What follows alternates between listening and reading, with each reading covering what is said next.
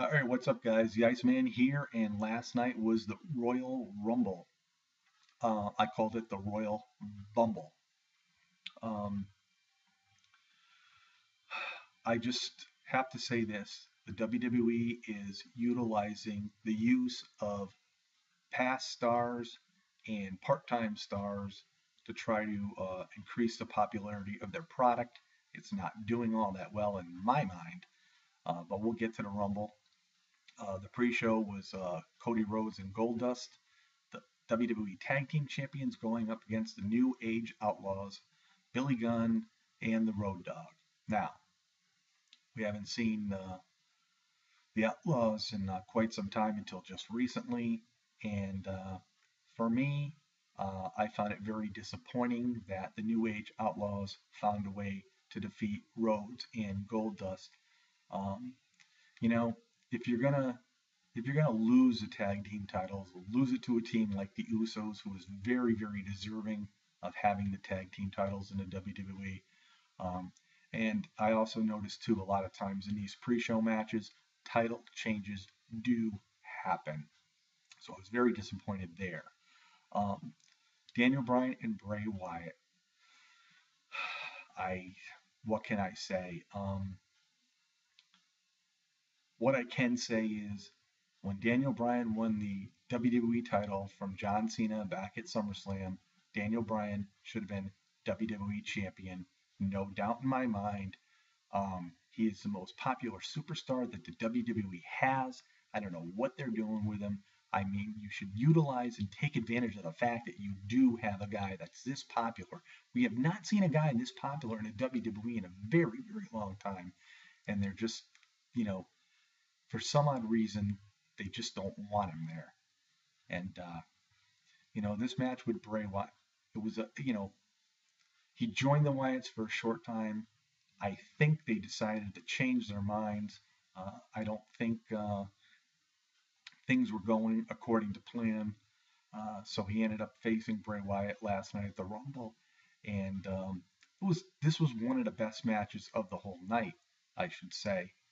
And but it was unfortunate that Bray Wyatt came out on top. I do not know what the WWE is doing to Daniel Bryan because he definitely deserves better than that. Brock Lesnar, Big Show. If anybody thought the Big Show was going to come out on last night's match, you had to be crazy. Um, Lesnar, for the most part, is being here and being paid a huge contract for big matches. He has lost a lot at pay per views, and this is the year for Lesnar to really move on.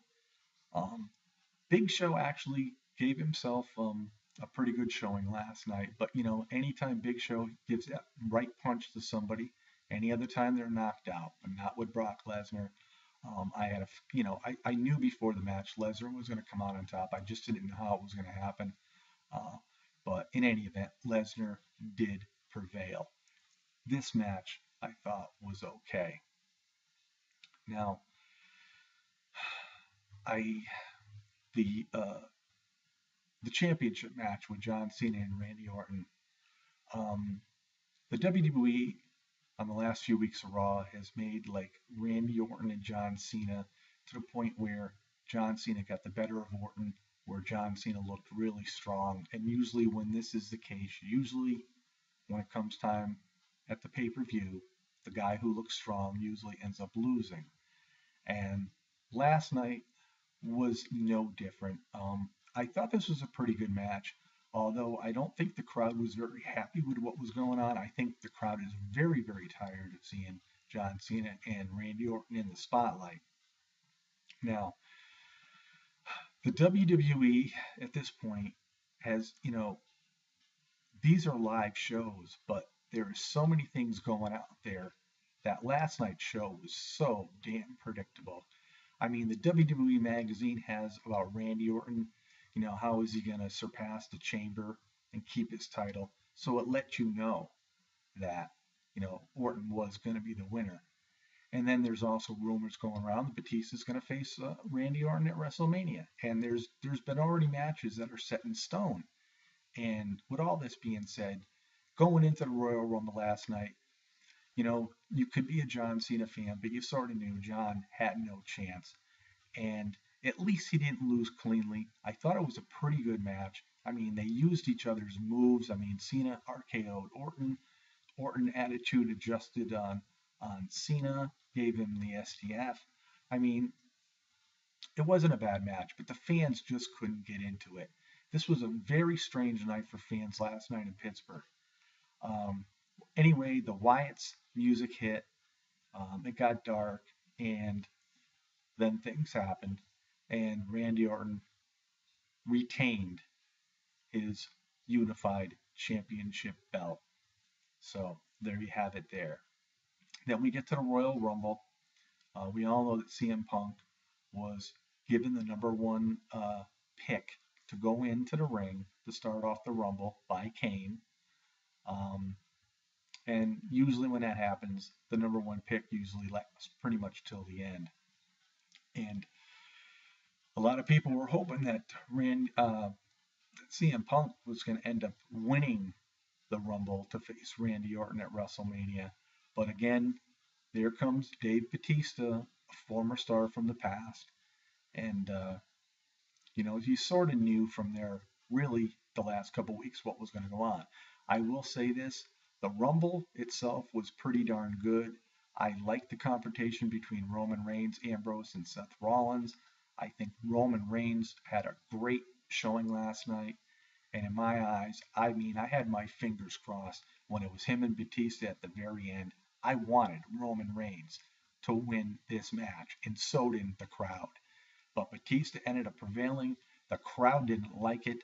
Uh, as the show was going off the air, Batista was giving the middle finger to the fans. He was pissed off because the fans were giving him hate. This show was so predictable. And that's why I call it the Royal Bumble.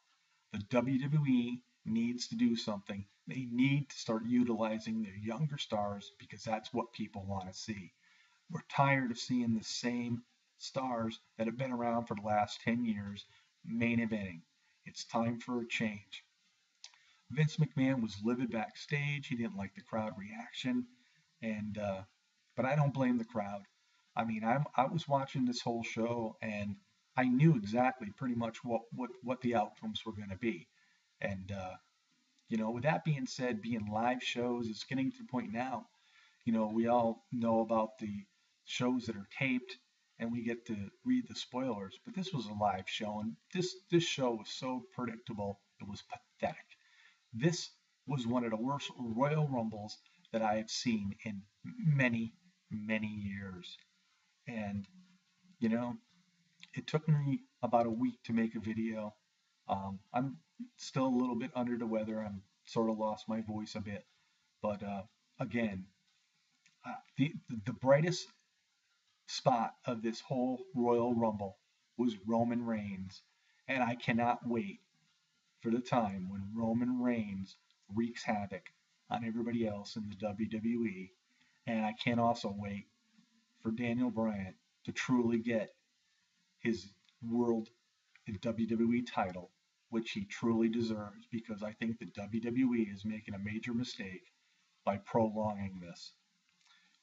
Peace out, everybody. Have a great Monday.